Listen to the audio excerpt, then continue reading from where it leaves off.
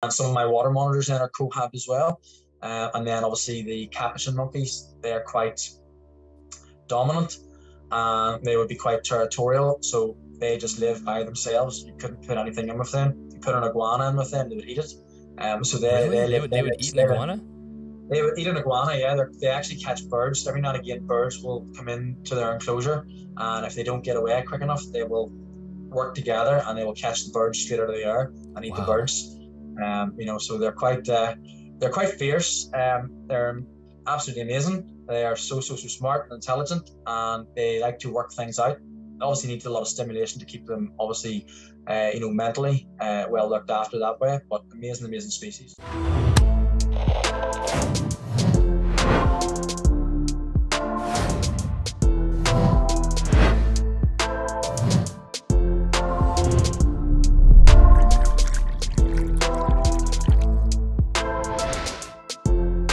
Welcome back to the Animals at Home podcast. My name is Dylan Perrin, and thank you so much for tuning in today. Today, I'm speaking with Dougie Smith. If you're somebody who is on Facebook, especially in the Advancing Herpetological Husbandry page or Giant Leaps in Giant Husbandry Facebook page, you'll be familiar with Dougie. He also is the owner and operator of Jurassic Ark Encounters. You may be familiar with him on Instagram. Dougie is a big species keeper. He keeps many different monitors, and mainly he focuses on reticulated pythons. I don't know if that's his main focus, but that's what he has a lot of. And we discuss how to keep these animals successfully and what Dougie does to keep them successfully. He has these incredible enclosures. He's basically converted his backyard to these they're not outdoor enclosures, they're outside, but they're essentially these giant sheds that he's built, enclosures, walk-in enclosures for many of his different snake species as well as his monitor species. So he talks about how he builds those and what he puts in them to make sure the animals are healthy and thriving, and the issues that we see in the hobby with keeping large animals and whether or not they should be kept or who should be keeping them. I've talked about this all the time, but potentially these are not the best animals for people to be keeping privately. And so we discussed that, and Dougie talks about how to have success with them if you are going to keep them, and also the commitment that these giant species come with, because many people buy them as a small 2-foot snake at the Reptile Expo, and it's really hard to contemplate, or it's hard to conceive what that commitment looks like down the road. So this is a great option. If you're somebody who's looking at getting a giant species, this is an absolute must listen for you. Or if you're someone like myself that just admires giant keepers, then this is a great episode for you to listen to as well. Before we jump in, make sure you head to animalsathomenetwork.com. There you'll find the show notes for all the episodes that have been recorded. You'll also find the shows for the latest podcast that's been added to the Animals at Home network. That's the Reptiles and Research podcast by Liam Sinclair and Ellie Hills. That's there as well. And by the way, I recorded a really fun podcast last week with Bill Strand from the Reptile Entrepreneur podcast. Well, last week my time. By the time you're listening to this, it'll be a few weeks ago. And it was great. We talk about the podcast. We talk about the difference between YouTubing and podcasting. And I think I lay out some really good advice, in my opinion, things that I've learned along the years. So if you're somebody that's been kind of wondering if you should start jumping into the content creation world, whether or not starting a YouTube channel or a podcast, I highly recommend listening to that podcast. I'll put it in the show notes, and you can take a look. Or if you just Google Reptile Entrepreneur Podcast, you'll find it. And I hope I can motivate a few of you to join the content creation side, because we need more of us out there. If you would like to join us on Patreon, you can head to patreon.com/animalsathome. You can join us for as little as $3 a month. You'll have access to the Discord channel as well as early access to episodes. And again, it really does help me afford to produce the show. I do pay an editor to edit the show, which costs me about $500 a month. So I do really appreciate when I do have people that are supporting me that way. But you can also just support by sharing the podcast on any social media platform, or head to our sponsor, customreptilehabitat.com. You can find the affiliate link in the show notes or the YouTube description. If you do make a purchase after clicking on that link, a small commission does come back to me at no extra cost to you. And I think that's it. Let's jump into the episode. Enjoy this conversation about keeping giant species with Dougie Smith. Awesome. Well, Dougie, welcome to the podcast. Thank you very much for doing this. Thank you very much, Dylan. Thank you for having me. I always see you making posts on Facebook. You're pretty active in Facebook on both Advancing Herpetological Husbandry as well as Giant. What's that Facebook group called again? Giant Leaps, right? Giant Leaps, yep, and Giant Leaps in Advancing Husbandry. So it is. It's the sister group of the AHH group. Right. Yeah. And so I see you posting in there all the time. You have beautiful pictures, amazing enclosures, and amazing animals, and pretty much always sparks off a bunch of conversation underneath. So I'm super excited to kind of get into that. So why don't we just start with how did you get into keeping reptiles in the first place? Were you always an animal person and then gravitate towards reptiles, or how did that work? Yeah, no, definitely. So my father is a nature photographer, and obviously he's been doing that a long time prior to me even being born. So he would have always had an interest in animals, and then my mum would have always had an interest in animals as well. So from obviously being born and growing up, it started an interest very, very early on. My fascination with reptiles probably began when I was 5. I was on a holiday in Corfu, and I was obviously, as kids do, playing down near the beach and over near stony crevices. And there was, I'm not too sure, obviously, because of the age I was, but there was a snake down there that sparked my interest, and I was trying to find. Subsequently, the snake, obviously, when I'd got it cornered, went into a bit of a hole, and I thought I'd lost it at that point, but it popped back out round behind me and almost bit me. Now, I was called up the steps quite frantically by my parents, and it turned out, obviously, that snake was, I believe, a type of venomous snake. I can't remember for the life of me what it was, but that sort of sparked my interest off then, in reptiles. And from I was 5, you could say that I always wanted, a snake. I used to count out my money box and stuff to obviously try and bribe or basically blackmail my parents into getting me one, but it didn't happen. I got my first reptile then when I turned 10. I had to prove between 5 and 10 that I could be responsible and that I had seen enough snakes and stuff between the likes of zoos and, animal petting farms, stuff like that, where I was confident in holding them and that I wasn't afraid. And, that proved to my parents that the animals that I had in between, like hamsters, fish, that I was willing to put in the effort and take care of them before they would obviously let me get into something like a reptile. So I got my first reptile when I was 10. Was a corn snake, obviously, and your normal Carolina style corn snake. Nothing too exciting, but great beginner species, great animal to learn with. Got it as a baby.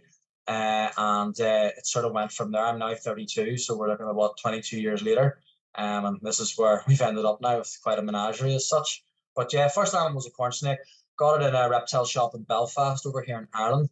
And even way back then, obviously, when I got that was the year 2000. And, even back then, that reptile shop was obviously quite out in the forefront because they had a no policy on selling giant species at that point. They did stock some giant species, such as your Burmese, the very odd retic, and the likes of your odd anaconda and green iguanas, obviously. And those were animals that had been got by the public back then, got to a certain size, and then were given into them at that point, obviously care for. So, even back then, back that far, there was already certain shops that were already out ahead that were, not selling giant species, or if they were limiting who could, have them. And who could obviously deal with them properly. But back then, obviously, they caught my eye as a young 10-year-old. Iguanas, big snakes, stuff like that, just absolutely fascinated me. So is that what originally got you into looking at those animals? Because when you think about the past, green iguanas and Burms were definitely way more popular than they should have been. So I could see why, pet stores or reptile shops are starting to, pull away from that even back then. But was it those experiences, like seeing those maybe rescues or animals that had been returned to the stores that really piqued your interest for large species? I would say, yeah, it definitely played a big role in it. I was always fascinated. It wasn't even so much by their size, but at that size, the colors in them at times. Obviously, green iguanas can be quite spectacular looking. Even your normal, basic green iguana that hasn't got any hets in it or hasn't got any morphs put into it as well. Your normal green iguana can be absolutely stunning, especially when the males in breeding season and when they're cared for right, the proper humidity and heat. They look absolutely fantastic. So for me at that age, yeah, the bigger species really took my fascination for more their elegance, how they looked. And as I say, I don't know, I still to this day I probably can't pinpoint it. And then obviously from being 10 and starting to move upwards in years, I would have been a big fan of watching certain nature documentaries on TV involving the giant species. And obviously at that age, Steve Irwin was very popular with the Crocodile Hunter Diaries and stuff like that. And again, you would have got your chance to see some of the bigger species in it, along with Austin Stevens, Mark O'Shea, people like that, who would have done different sort of specials, particularly focusing on the giant species. So that again intrigued me and sort of furthered my interest. And that's the avenue that I wanted to go. That's the sort of species that I wanted to keep. So what species did you end up getting first? Like, tell me about the very first giant species that you got.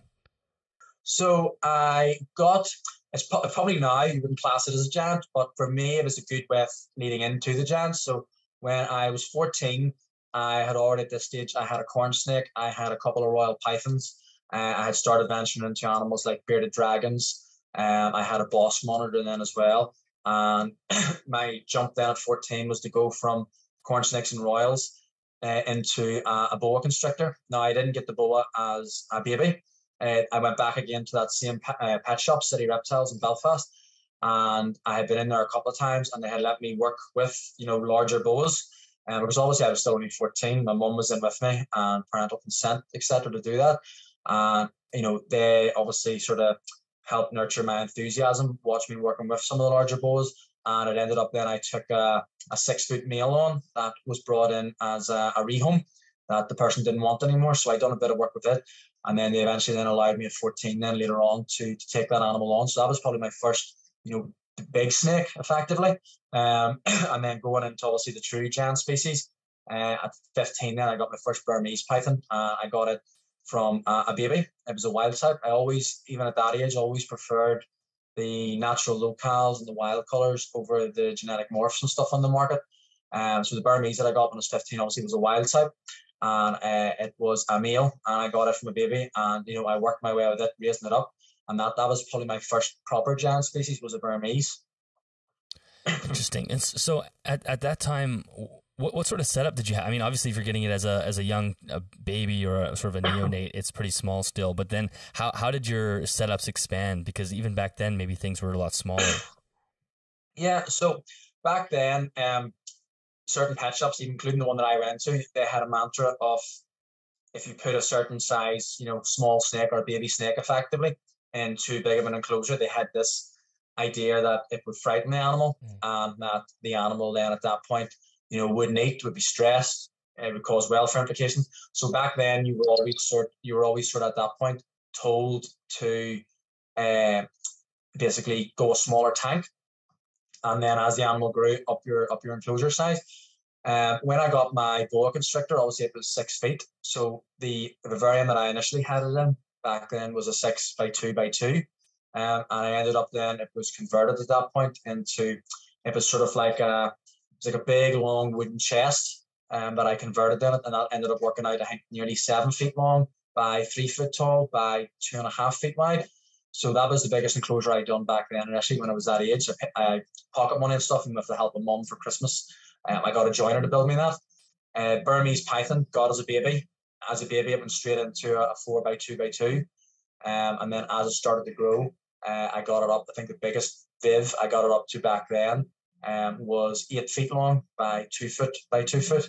And then out obviously quite a lot during the week. So, I mean, yourself, as husbandry has been going on throughout the years, so has knowledge, so has experience, and there's a lot more now, especially with social media platforms, where there's more access to information out there about how to better keep these animals. Back then I thought I did quite well looking back now compared to what some of them were kept in. And my goal back then has been the same as it is now. Even when I was a teenager, I always enjoyed going out to the local woods, collecting branches, collecting stuff that had moss over it. The more natural, the dirtier looking, the better. Natural bark. I never ever used newspaper ever, and I never used any of the fake substrates. I always went for proper garden bark or soil, and I always loved leaf litter. Even as a young kid, I always loved leaves, so I always loved putting leaves in tanks. So I always tried to keep as naturally looking as possible. And for me, I thought nothing better than walking into my bedroom, and then subsequently I took over the spare bedroom in my house when I was a teenager for the rest of my collection. So I love nothing better than walking into both of those rooms and seeing vivariums all lit up with like natural looking branches and stuff in it to look like their own little ecosystems back then. Yeah, no, that makes sense, and it probably is a good foundation for where you're keeping now. Like the enclosures that you have now are pretty amazing. So it makes sense that you kind of already had that mindset when you were younger. So why don't you just quickly list off what you're keeping right now? What do you have in your collection? So I have quite a bit. I have somewhere probably in the region of, I would say, maybe close to 70 animals. And And obviously 70 at times maybe doesn't sound a lot when you consider certain keepers will keep maybe, 60 or 70 snakes quite easily, but they're obviously quite small and they're either racked or stacked. But for me, most of my stuff, the smallest snake that I currently have at present is a Mexican black king snake. That's the smallest snake that I have, and it's obviously quite young. That's the only species of snake that I have, obviously, other than a young boa, which is my son's, and a couple of green anacondas. That is the only species. They're the only species that I have, and everything else is reticulated pythons and a Burmese. So at the minute, I've got reticulated pythons. I have probably somewhere in the region of probably coming up to probably about 20 reticulated pythons, and they range in sizes, obviously from sort of fresh baby size. I've got a couple of babies there that I got off a good friend of mine, right up to the biggest one that I have, which would be Daisy. Daisy you'll probably have seen on Facebook and stuff before. Daisy is 21 feet. She was last measured at, and she weighs a little over 11 stone. So she's a big animal. Believe she is currently the biggest over here in Ireland. There's not anything that's came close to her or has passed her. I also have then several iguanas, ranging in different colorations from your normal standard green to obviously a blue morph. I have a red morph in there as well. I have a few different monitor species. So I would have black throat monitors, white throat monitor. I have, I think at the minute, I have about 6 Asian water monitors, ranging again from smaller specimens right up to my biggest specimen, which is 6'6". And then obviously something that probably people don't see as much, because I tend to post a lot more to do with the snakes and the lizards, is I have tortoises in as well. So I have a red-footed tortoise, I have a Herman's tortoise, I have a Greek spur-thighed tortoise. I also have a sulcata tortoise that is probably just over 5 stone at the minute, about 12 years old and growing obviously quite rapidly. I have several different turtles, obviously your red-eared slider, your yellow-belly slider. I have an alligator snapping turtle, quite a decent enough size specimen that I recently acquired there from a good friend. I bought it off him down in south of Ireland.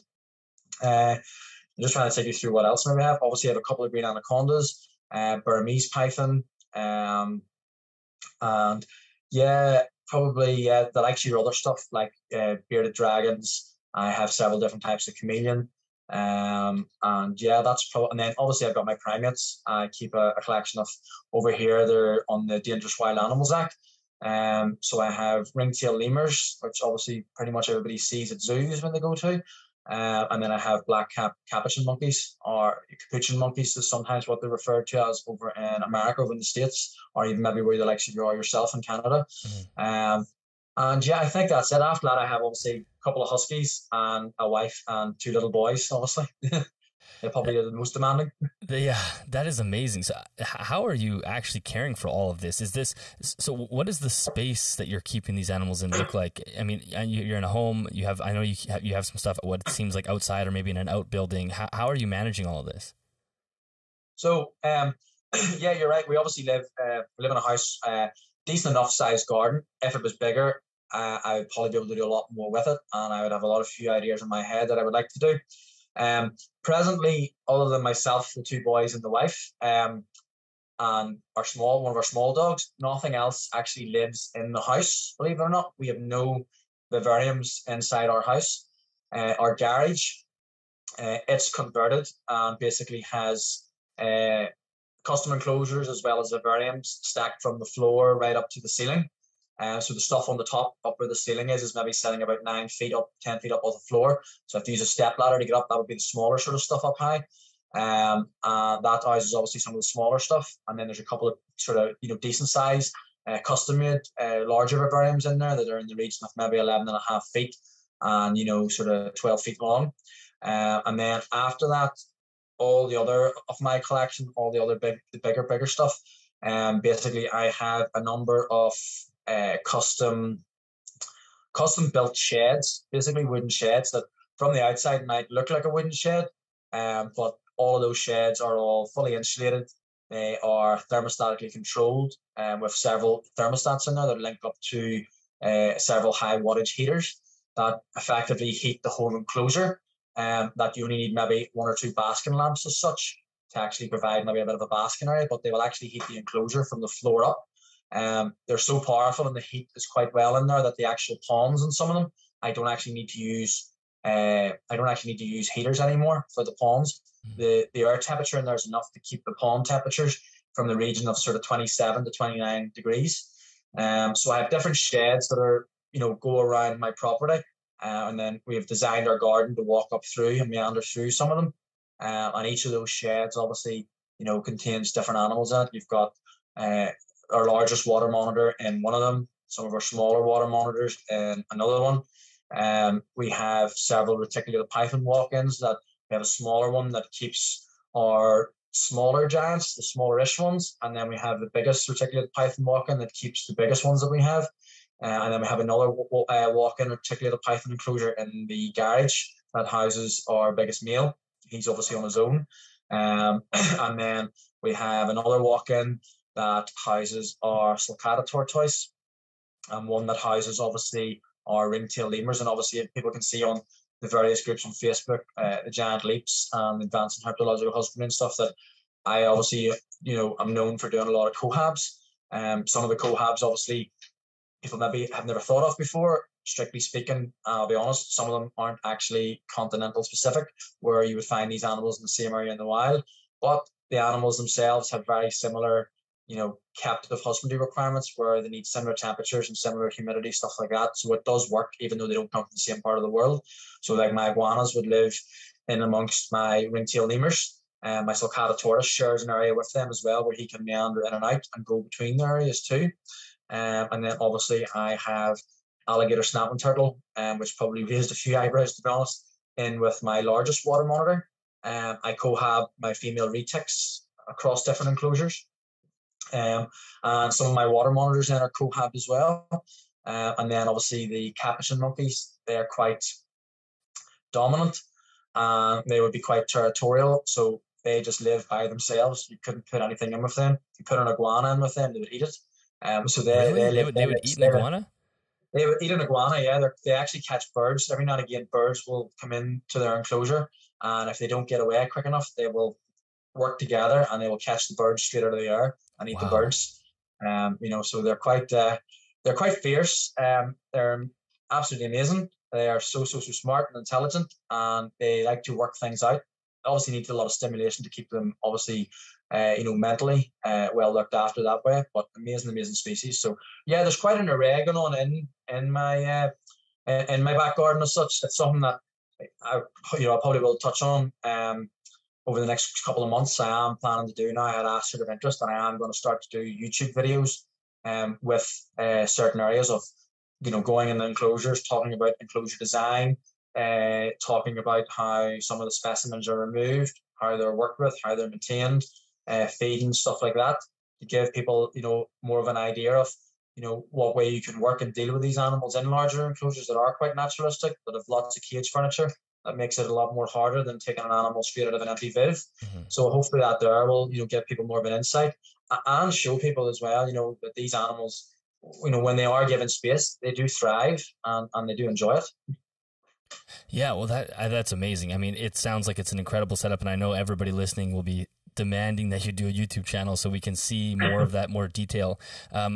I have many questions that you've unfolded. I'm just trying to think of where I should start. The first was with the heat that you were saying in those sheds. What was the heating element? Is that something in the floor you had, or what was making the air temperature so warm? I have been heating outdoor sheds now for probably 14 years. The initial first sheds that I heated were primate related, so that gave me a really good basis to work from, and the knowledge prior to them when I started to do my biggest walk-ins for the reptiles. I sort of had a bit of an understanding about what way it worked, and I wasn't stabbing in the dark, because the primates are a wee bit more forgiving and they don't need certain temperatures on the floor, whereas your snakes and stuff will. So what I do, if you can imagine, you have, say for instance, a square room, and basically I would put at the far corner of one area of the room, I would put a 2 kilowatt convector heater, and that would be wired internally through the wall to a thermostat opposite it across the room that way. So what it does is the thermostat actually pulls the temperature across the room rather than using the thermostat on the heater, because all it will do is fire out heat for so long and heat the bit in front. But if you actually wire it internally to a separate wall thermostat like you would have in your house, it actually pulls the heat directly across the room, so you're heating the whole area. And then at the opposite side of that room, across on the opposite wall, I'll put another 2 kilowatt heater, and again that'll be wired across then to another individual thermostat. So most of the enclosures have 4,000 watts, burning on thermostats that are at opposite ends to basically pull the heat all through the enclosure. And then with the thick insulation and stuff like that, it helps them. I have normally then like a vent installed at one side of the enclosure down lower, and then I'll put a vent across at the other side of the enclosure higher up, so it brings the airflow through and pulls the heat through as well at the same time. And so I guess through the winter, it's all good. You don't have any major issues with the temperatures outside getting too cold, and everything can stay maintained properly. Yeah, so I mean, during the winter, I would say winter in Ireland probably doesn't get just as bad as over in Canada with yourself. Yeah. But over here during the winter, our lowest temperatures that we would maybe get would maybe drop maybe to the likes of -4, -5. It'd be a rare. It would be a rare occurrence for it to drop to maybe -9. It'd be a very rare occurrence. But even temperatures dropping to -4, -5, I can still keep the heat in my enclosures up, really, really well, even including the ponds, because obviously water is one of those things that's quite hard to heat unless you've got actually heaters inside the pond. But I've worked out with the heat of the enclosure, if I do it right, that I can actually now heat the ponds just by the air temp. That's amazing. Your electrical bill must be kind of extreme. Yeah, it's not good. It's quite dear. So it is. But at the end of the day, these animals, it's my choice to keep them. Mm-hmm. I'll never ask for the public for GoFundMe's and stuff to help support them. And during COVID, we never did that. We got it very tight during COVID with the pandemic, because obviously our business and stuff was shut down as well. And it was very, very difficult trying to keep the feeding and the heating going, right the whole way through. But my motto's always been that if the public have to actually, donate money to me, then at that point I'll no longer keep them. Yeah. Obviously we run a business, and our business involves animals, and I'm sure you'll probably talk about that later on. But we get money in from that. But if I have to actually ask the public to donate, and the public don't receive anything back out of it, in other words, me providing a service to them or something, then for me it feels like I'm sort of begging, and I'll never do that, and I never want to be in that position. If I am, that's the point then where I will look at probably moving my animals if I could no longer do that. Hopefully I'm never in that situation. We take measures to try and make sure that never happens. We weathered COVID. We're still going strong, and we're paying back off some of the money that we had to obviously try and find to keep it going. But it is what it is. The animals are amazing. They come first pretty much. And that's where we're at effectively. So we're still going well, thankfully. So at what point in your giant snake keeping career did you decide that, okay, these animals need a room, basically, or their own separate building? Because even with the berm and things you'd started with, you were still offering a good size, and for back then it was 15 20 years ago it was still a good size, but we still see lots of retics being kept in very small enclosures, PVC type enclosures, and so providing a giant room is still not the norm. So at some point you thought, okay, I need to do this, and then even to make matters worse, you have 20 of them, so you're providing like a couple of these large rooms. So how did that philosophy change over time? I guess having been looking at zoos, I would always try and look at good zoos. Not every zoo is good. You have bad zoos, just like you have bad private keepers. Likewise, you have good zoos, just like you have great private keepers as well. But I would always look at good zoos and how they're doing things. And it's probably something I've always done throughout my keeping career, and sort of tried to emulate it, as best and as practical where I can, even if I'm limited sometimes. But I'd always watched how they were expanding their reptile enclosures, because zoos years ago, at times the enclosures were small. Even zoo enclosures are now getting bigger. For reptiles, they were one of the groups of animals that probably didn't receive as much attention, back then as they are starting to now. They're being understood more. There's more scientific research done on them. There's a lot more insight into their lives, despite the fact that sometimes giant snakes, like my giant snakes at times, will lie in the one area and may not move for 7 or 8 days. But when they do move, they will move, and they will climb, and they will move around their enclosure. And I guess it is to do with that. Just because they don't do it all the time doesn't mean that we should then restrict and confine them to, the most smallest limited amount of space possible where they can just about try and turn around in their enclosure. We should try and offer them somewhat more. I'm not saying not every enclosure, would have to be like mine. Likewise, not every enclosure would have to be like a zoo's. For me personally, I always think I need to do better. And that's how I keep my standards going. I always try and improve. I'm never happy with what I have. I'm never happy with how it is. I always keep trying to further it and make it better and keep improving and not just become, acceptable that, what I have is great and that'll do me for the next 30 years. I don't need to change it. I'm already looking ahead, trying to do other things in the years that are coming. So I guess probably, I think I done obviously the iguanas. I think we're the first ones to go into a walk-in, and still to this day, my iguanas and the iguanas that I've kept are probably the one species of animal that will utilize a large enclosure above everything else, even beyond water monitors, other species of monitors. Iguanas will utilize every bit, and they will move around quite a lot. So for my keeping standards, iguanas that's why my iguanas are up in an enclosure. They have an indoor area that is 9 foot by 7 foot by 7.5, 8 foot tall, and their outdoor area is 36 foot long by 18 foot wide and 9.5 feet tall. And they will use that, and they're the one species that I think that really deserves a big enclosure because of the exercise and how active they can be. So they were the first ones that I made a big enclosure for, and that's probably going back now, maybe around 6 years ago. And then shortly after that, I dabbled in with doing my first proper walk-in for a Burmese python that I had at the time. And I seen then that the Burmese used it well. And there was a pond, was able to swim, submerge, in and out, climb, stuff like that. And I seen at that point that, for me going forward, I will always try my best to provide the best amount of space and room possible, for giant snakes. And when I got my first retic, I've only been keeping reticulated pythons for probably the last 4 years.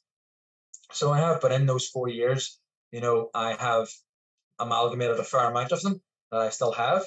And, they go from different sizes. So I've got to see a vast difference in the size range and their activity levels. And one thing I will say is reticulated pythons compared to the likes of your Burmese and stuff, they're a lot more active. They will make the use. At times, yes, they will stay stagnant and they won't move. But when they do start to move, especially when they're getting hungry and they're wanting a meal, they will at that point start to actively hunt around the enclosure. And you will see the difference. And this is something that I hope to bring, to the public, to let them see in some of my videos that I want to do going forward, where I'll show them walking in from the very outside of the enclosure and seeing the difference in the behavior and how they react from the minute the door opens and the way their body positioning and everything else that accompanies with it. And at that point, then, they'll be able to see what I'm on about, when they are in hunt mode and, when they are in an active mode, that they're a totally different animal to something that's lying quite lazily and quite dormant, effectively. So, I guess between the last sort of 6 years moving forward then down the last 4 years then is when I obviously started to go for, walk-in enclosures. It obviously costs a great deal of money as well to get them set up, to get them heated and to maintain them. It's not something that you can just do and then that's it done. There's the constant maintaining and the constant heating of them going forward at that point. Yeah, because in some ways you almost seem young to be caring for animals this way because, because you are so young. You said you're only 32, which means you've only had, however much time of, adult money, we could say, and you're already expanding in this way. And it's pretty amazing. I would imagine a keeper who's been keeping much longer and who's been in it for much longer start to, add these large enclosures. So it's pretty incredible the setup that you're able to build in your back garden. It must have been A, a lot of money, but B, just so much work. Yeah, no, thank you. I have probably come under criticism at times, for, making it seem like people have probably said to me or where they've, commented or come up against me online. It's not that I'm showing off or that I think I'm better than anybody else, because I'm not. I'm not an expert. I'm not a professional. I am a keeper. I'm a private keeper, just like everybody else in this hobby. Would I say that I'm competent with the species that I'm keeping? I would say I'm competent, yeah. Would I say I'm the best or the most knowledgeable person? Definitely not. Every day is a school day. Every day is learning. But there is obviously within this hobby at times you come up against brick walls, or you come up against people who don't want to see change, don't like change, especially if the change is for the better. And you'll get criticism and you'll get ridiculed a wee bit because they'll think you're being snooty or you're trying to not everybody can do this. And I would say at some point later on we'll probably touch on are these animals for everybody? Should everybody have them? And that's a question I'm sure we'll get to probably later on, and I'll hopefully have a better answer for it. But for me, it's purely I'm keeping these animals. These animals are amazing, and for me, I want to give them the best life possible. And for me, ever since, as I said, going back to that 5 and that 10-year-old boy from wanting a reptile back then, it was still always the same motto, which was, how can I keep this animal to the best of my ability? And how can I make that animal's enclosure look like it's, in the wild? And that's always been right from I was 10, from my first corn snake. It had to have bark and soil substrate, with a little bit of sphagnum moss, cork bark hides, some natural branches, a couple of leaves. It had, even the water bowl, your normal plastic water bowl back then for me as a 10-year-old wouldn't do. It had to be a certain type of water feature that I could put in that looked like it was part of the landscape, that sort of way. So it's the little things, but when they all come together, it achieves something that's really good and that betters obviously the welfare, physically and mentally for the animal itself. Yeah, absolutely. So why don't we lay out for people, let's take Daisy's enclosure, for example. She's obviously in probably one of the larger walk-ins. I think you said she was 21 feet long. So why don't we lay her enclosure or her walk-in shed out for people just to sort of verbally explain what it looks like and the features it has? Yeah, so hopefully then whenever you're doing this, you'll maybe be able to put a picture of Daisy's enclosure up. Yeah, absolutely. And then they can see. I'll hopefully get you a couple of pictures that you can put up showing the enclosure and then showing her in it. So Daisy's enclosure is 14 feet long, 12 foot wide, and 8.5 foot tall at the front of it. And I think it's just over 8 feet tall at the back. Would I like that enclosure bigger? Yeah, I would. Is that enclosure a lot bigger than what the standard person keeping reticulated pythons in? Without a doubt, it is. I could have took that enclosure and I could have racked and stacked that to the wall and fitted quite a lot of reticulated pythons in there. But at some point, yes, I would love for that enclosure to be bigger. I've always said this in AHS groups, you could have the biggest amount of space possible for an animal and it could be wonderful looking and it's big, but it all comes down to how you design that enclosure and the functionality of it and the 3-dimensional floor space that you create. So it does. And, that there basically is what makes an enclosure. So as I said, you have the biggest enclosure possible, but basically it comes down to how you furnish it and how you lay it out. I could have an enclosure that's 21 feet long and effectively I could have maybe one branch in that. One branch in a 21 foot long enclosure isn't really going to do much for that animal, or 2 branches even, or 3 branches. Yes, there's the space for her to stretch out fully, and that's amazing. But again, it's how you design it. When you look at Daisy's enclosure, or for the people that are maybe going to watch this, that are maybe seeing it put up in a picture, you'll see that enclosure has branches going in all different directions, crisscrossing, overlapping, running at different angles.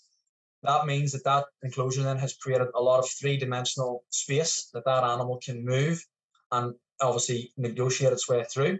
Some of those branches aren't secured totally tight, so they have a slight wobble. They won't break and they won't fall over, but there's a slight wobble, and the reason behind that is not every branch in the wild that a snake's going to climb is going to be perfectly horizontal. It's not going to be perfectly steady. Some of the branches will move, some of them will sort of sway. You'll get lots of variation, and the reason behind some of the branches that slightly move is when that animal, all 11 plus stone over, is going across of it, that means that animal has to use a lot more than just, going straight across. It has to use stabilizer muscles. It has to obviously hold itself in a certain way to stop itself falling off. So all the while that animal's getting a workout, mentally it's getting, I think anyway, some sort of a workout as well, because it's having to use its brain to obviously fire down through the nervous system to get different muscles to work in continuation to stop it from falling off and to stabilize when the branch moves. Likewise, Daisy has a pond in there. She's quite a big pond. Her pond probably is, I would need to measure it again, but her pond stretches probably over 2/3 of the width of the enclosure. So I could get down on it and lie in it and put my arms out straight behind me and I have more than enough room, and right down to this, I could do effectively a water angel in it. So she has a pond in there that she can go in. She can fully submerge. She can go right under. The pond has a waterfall system where there is a pipe with a pump, a very, very powerful pump in the pond, because obviously we all know that reticulated pythons love to defecate in the water. They love to poo and pee in it.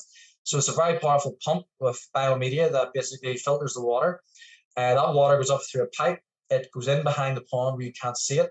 Everything's hidden. And then it comes out into the waterfall area and comes trickling back down when it's been obviously cleaned and back into the pond again. The trickling water as well, for me, it gives it some sort of a different aspect, for her, for the snake in there. It's got the water dripping down on top of the other water, making movement. She can bring her head up out, put her head under the water and let the water bounce off her, and that sort of thing. I've also built the pond in a certain way, like I did with my caiman, where I cantilevered the land over the pond, which means just like out in Asia and places in the wild, the way nature is amazing. Nature will have banks and culverts and stuff like that coming over the top and cantilevering over, and air pockets where animals can go up in, especially where anacondas, where they can go up in and they can hide in an area and be totally hidden out of the way, but still be in the water and still have a bit that they can breathe. So I've done that with her pond as well. So she has an area that she can go underneath. I can look into the pond and not see her unless I bring my head right down and look underneath the cantilevered area.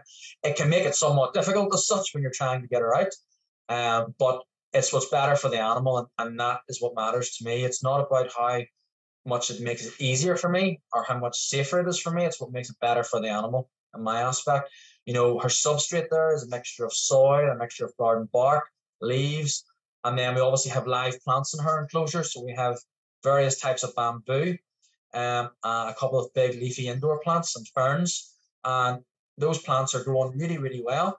They're watered every second day. So they're kept in their pots, obviously, so the roots don't go through the floor, but they are watered every second day. They are spray misted with water then every second day as well. Keeps the humidity up in the enclosure. You will see the snakes at times drinking the water droplets off the leaves as opposed to going down to the water bowl, because there's a water bowl in there as well.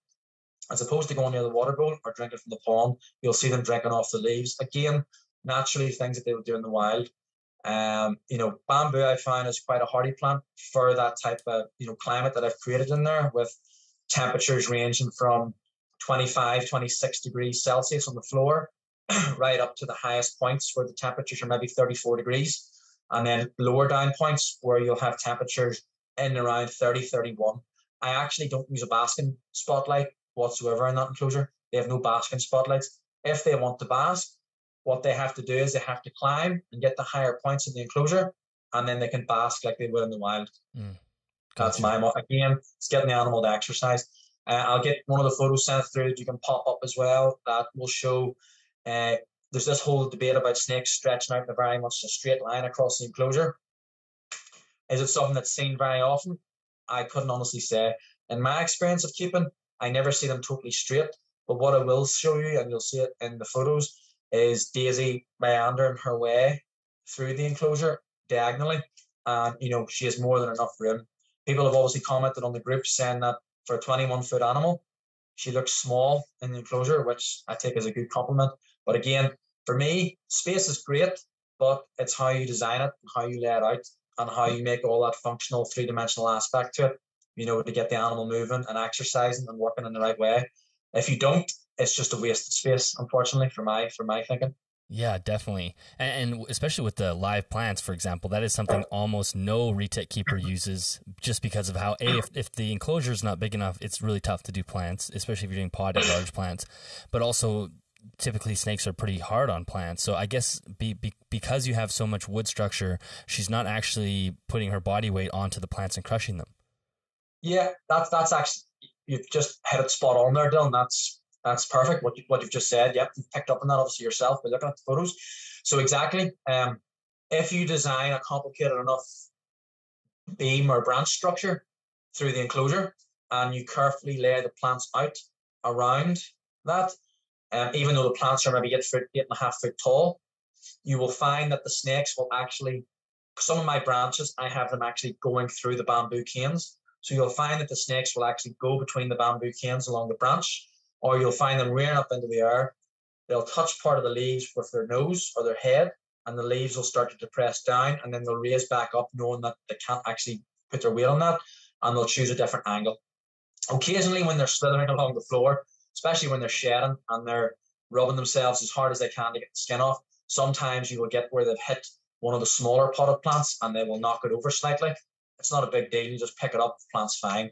The main thing is just keeping them watered, keeping them spread. And, I have lost plants in the past because I've maybe had to go on holiday, and maybe for a number of days, maybe say 4 or 5 days, they haven't got the spraying that they needed, and they'll have started to wither. Or likewise in the winter, because as you say, it's very cold outside, the heaters are going even more to keep the temperature inside. And sometimes with that, and if you haven't chose the right type of plant, sometimes I chose like various palms in there, like Cantaya palms.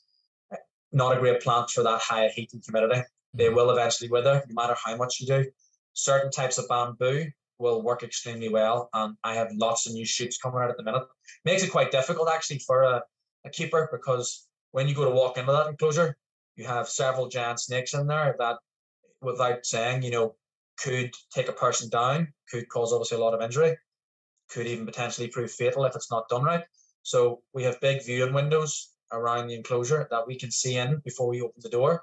And at that point, then we can try and spot where the head is amongst the undergrowth, because it's effectively like out of obviously in the Asiatic rainforest and the or undergrowth areas where you're trying to find a snake that's hidden. And even at big sizes, it can hide quite well. Yeah, absolutely. And that's obviously is one of the concerns with keeping giant snakes and giant reptiles in general, is there is a safety concern. So you do have to be careful with that. With the misting, was the misting automatic, or is that something that you're doing by hand? I have like a big pressurized pump soaker. Okay, yeah, it's about 8 or 9 liters of water. So I just mist with that. I go in and just mist the plants down with that. I actually find I don't even need to mist the walls. I don't need to mist the floor. Used to be when I started out, before I put live plants in, I was having to spray them. If you notice in my enclosures, I have what's called live boards. So they're basically the likes of the offcut of a tree. And one side of the board is flat like your fence board, and the other side looks like a living tree. So I have them all screwed to the walls around most of my enclosures. Makes it look quite natural. So before the live plants, I would have had to spray the walls, spray the bark, spray the branches, spray everything to get the humidity level up. And basically now, with the plants in there, all I need to do is spray the plants. I spray the snakes. If the snakes are out in the open, I'll spray the snakes just on top of their bodies. But all I need to do is spray the plants. The floor and stuff, I don't need to spray. I don't need to spray the walls. And I am getting probably the best sheds off my reticulated pythons that I've ever had. I mean, my big normal that's up in there, Pandora, who came from the Midland Giant Snake Rescue, when she first came to me, she went into a viv that was 12 feet long. And I promised Jez and Joe, the owners of that rescue, that when I took her on, that I would give her a walk-in, and I did. But for the period of time that she was in a 12-foot viv, even though she was spread and the enclosure was spread, her sheds were okay. But I must say, the difference in having a walk-in, a proper pond, and good humidity and good airflow, the sheds are brilliant. They're absolutely fantastic. You get really good sheds. You also get colours in the skin, like really, really popping a lot better, where they look a lot more vibrant, a lot more healthier. And again, I put that down to, humidity and heat and airflow within a good open space. What does a good shed look like for a retic? Because when I, with the snakes that I have, everything comes in one piece. Although when you look at, YouTube influencer type people, you see a retic shed and it just, boom, like there's thousands of pieces of skin all over the enclosure. So will a retic shed in basically one piece, or what do you consider a great shed? When they're small, when they're hatchlings, juveniles, when they're an animal that's maybe 8-9 feet, yeah, you could be lucky where you'll get a nice long full-length shed intact. From my own perspective, as you start to get into like 10, 11, 12, 13, 14 feet, you will get the shed coming off in pieces. Now, you might get big sections that are like that are completely intact with the underbelly scales and the pattern. But likewise, you will find that it is just, when the skin comes off, it's just, especially when they're big, there's just skin everywhere. Now, the skin at times, what I'll say, will be in big sections and it looks great, but there's lots of it in different areas, because they'll just take it off all around. So You then know, as I said, defining a but good shed for you is just like it's coming off completely. You're not looking at an animal with stuck shed and whatnot. a good shed for me is the animal shed, as in when you see it maybe shedding the night before in the middle of the night when you're going to check. You come out in the morning, that animal's got all the skin off it, even right down to the tail tip. There's no retained eye caps.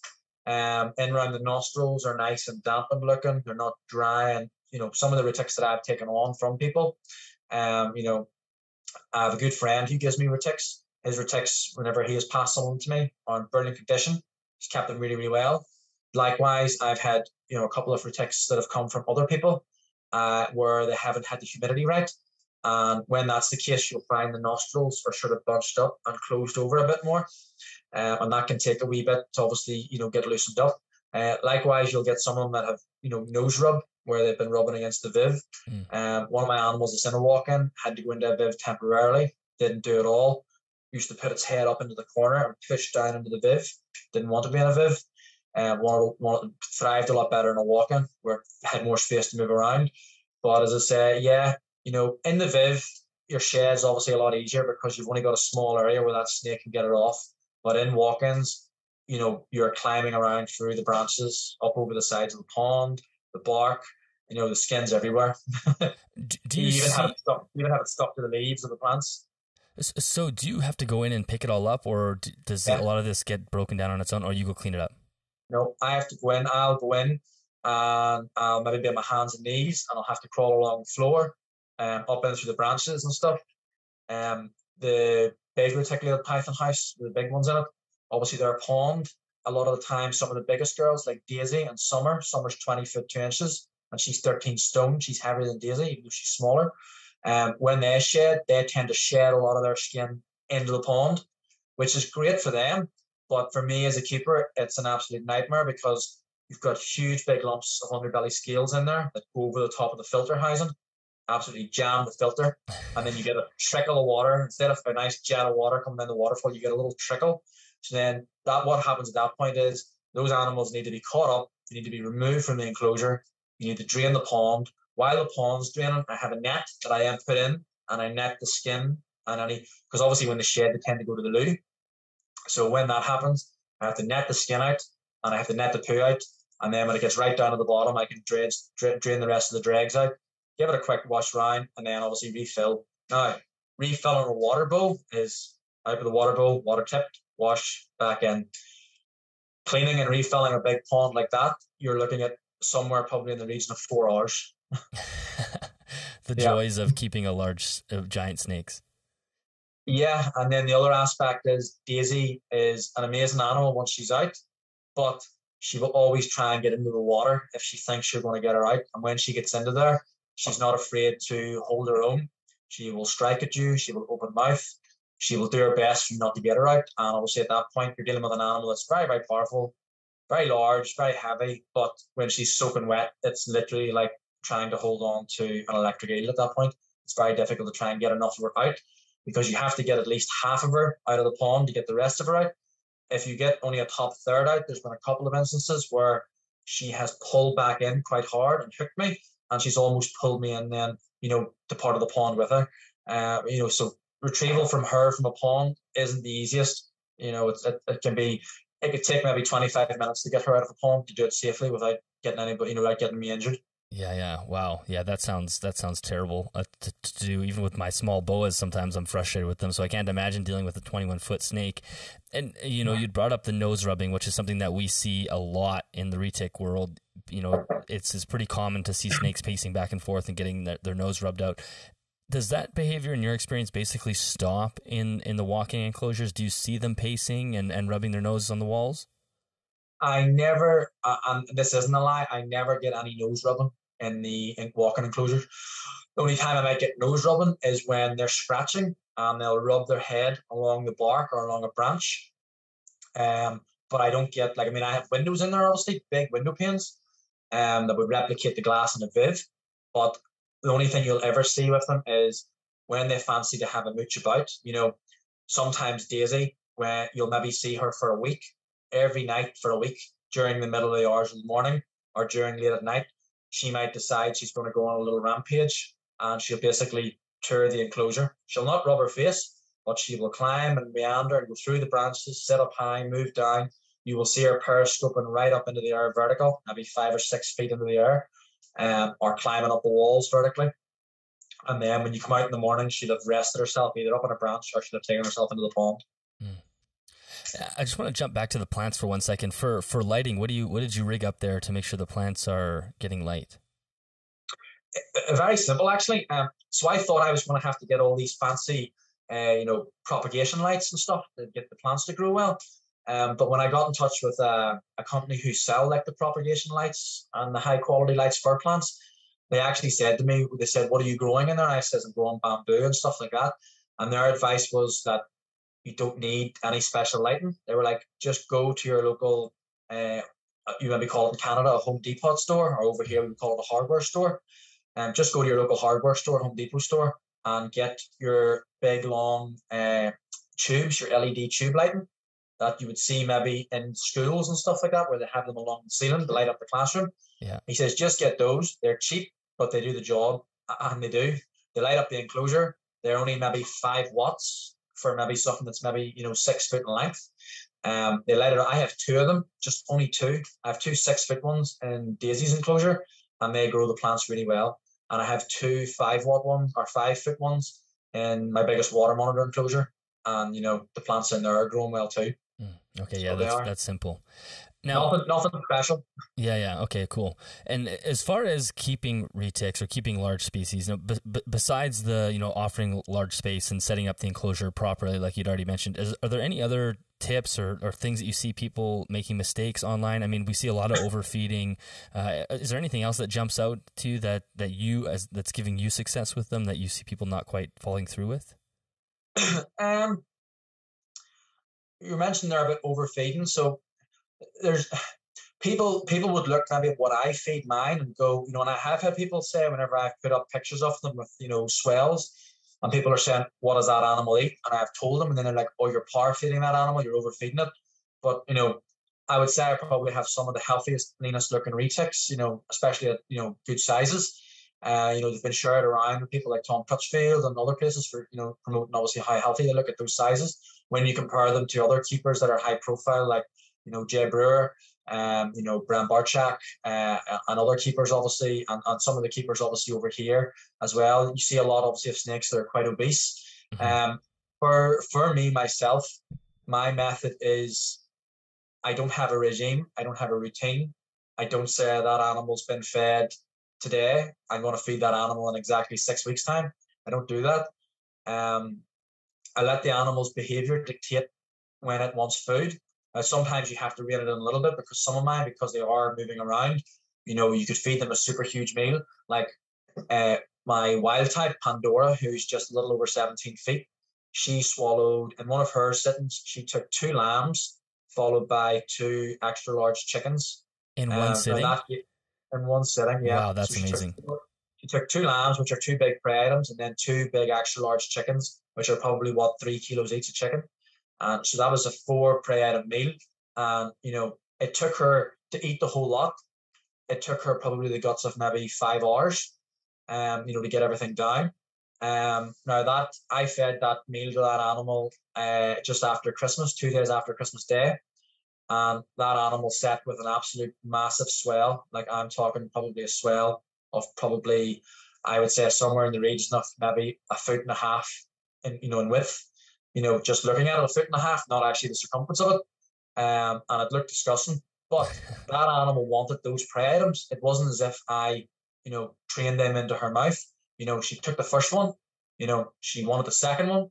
She wanted the third, and she wanted the fourth. And after the fourth, she was given the option if she wanted a fifth, and she refused. So that's when I knew that animal had enough in the sitting. And that animal was fed 2 days after Christmas. I didn't feed that animal again until I think it was the middle of March. Yeah. So it was. And when she ate in the middle of March, she had, her meal then wasn't just as big. So she had 1 lamb and 2 chickens, I think it was. So still a big meal, but slightly smaller than that meal. And after that, she didn't get fed there until I think it was towards the end of May. So my motto is that I will feed big meals, and I will then, stretch out, the space between, the frequency between, so people will say, you shouldn't feed them so many prey at once. It accounts to one big meal as one. Mm-hmm. Doesn't matter in my eyes if they're different prey and if they're getting put in at the same time. It all amalgamates to one big meal. And some of these animals, when they're found in the wild and they've had an autopsy done, they will have, they find multiple different species of food in them at the one time. Reticulated pythons, they're hunters in the wild, but they're also opportunists as well. So for me, it's about giving them large meals, but varying the size of the large meals. So one might be a really large meal, then the next feed might be slightly lower, and mixing it up, and then increasing the frequency and stuff between. And that's the way I feed all of mine. I mean, I have a young Bally yellowhead reticulated python that I got off a good friend last August. When I got that animal, it was 4 feet because it's only coming up on a year and a half old. That animal was 4 feet when I got it. Now we're sitting at June, and that animal is about 8.5 feet long. So it's grew about 4.5 feet in that space of time. By the time the end of August comes this year, it'll be here a year. I would say that animal will probably be 9 foot or slightly over it. Now that animal in a feed, even at only 8.5 feet at the minute, is taking 3 chickens that are probably in around the 800 grams, 850 grams mark. So she's taking 3 of those in one feed, but she's maybe not eating them for 4 or 5 weeks. But every time she sheds, she's growing about 4 or 5 inches per shed. So you're feeding, the big animals, maybe 4 to 6 times a year type thing, but doing large meals. So when they're young and growing, they get fed big meals. There's still a stretch between their feed patterns, but they get fed more frequently, effectively, because they're younger and they're growing and they want the food, effectively. And I mean, you'll hear people online and stuff, you'll hear people saying, can I keep my reticulated python at this size? Again, that's down to people maintenance feeding. They're limiting the intake of food to these animals to keep them at, a certain size. It's more manageable. When reticulated pythons are fed properly, they will grow. Will all of them, in my experience, and from talking to people who have much more experience and been doing this for a lot longer than I have with the species, you will hear them say that the size of these animals depends on genetics and food intake. The two things have to work together. Not every reticulated python will grow to be 18, 19, 20 plus foot. But every reticulated python, even some of the more dwarf species that you'll hear people talk about, the dwarf locales, will still exceed 10 feet easily, if fed appropriately. Well, and I think the other important thing too, well, 2 things with that. One, digesting massively large meals takes a lot of calories as well. So that's something, they actually burn calories trying to digest such a huge meal. So that is one thing for people to consider, but also the amount of exercise your animals are getting just by virtue of the way you keep them. It's not like you're feeding them these huge meals and then they sit for 2 weeks digesting and then they continue to sit for another 2 or 3 months without moving because there's nowhere to go. They can't burn off the energy. Yeah, I'm glad you actually brought that up. I forgot to mention that. So yeah, thank you. Yeah, that's another reason that I personally think, again, I could be wrong, but I personally think because they're getting huge meals, so they're getting a huge calorie intake. When my animals feed, I encourage all of them to strike feed. And, people will say about, it means the animal can be more reactive or can be more aggressive and go into the enclosure. It is what it is. For me, snakes are the snakes that I keep are constrictors. In the wild, they grab their food, they wrap their food. Unless they're eating roadkill or deceased animals, they're wrapping it. If I can get each of my animals to strike feed, and I'll play with the animal, I'll wiggle it, I'll shake it, I'll try and forcefully, remove it. Not really hard, but I'll shake it enough that it encourages to keep the pressure on. Some of my pythons there will put a constriction squeeze on for maybe 15 minutes straight before they let up. Mm-hmm. And to me, that's good because there's a lot of energy, in my opinion, that pumps through that animal, through all those muscles to keep that power going at that point. Again, that's a workout. As you were saying, there's calories taken there to obviously to try and burn that meal off. And then again, for me, my animals aren't sitting in a small biv. They're getting that chance once they've digested. They can go into the water, they can have a swim, they can climb, they can move themselves around. And, if that animal's moving itself a couple of times a week, biggest animals are just over 11 and 13 stone. I mean, the energy that it must take to move that animal up vertically into the branches and across the branches, I can't imagine the energy, but, they will do it. And likewise, Daisy, who's just over 11 stone, I have seen her in the enclosure where you maybe startle her when you walk in. She's a bit nervous in the enclosure, And when I've seen her in the enclosure, it's been startled. It's surprising how quick an animal of that size can actually move from one end of the enclosure to the other. It's actually pretty frightening. You don't really get to see them much moving quite fast, but when they want to move, they can actually shift pretty quickly.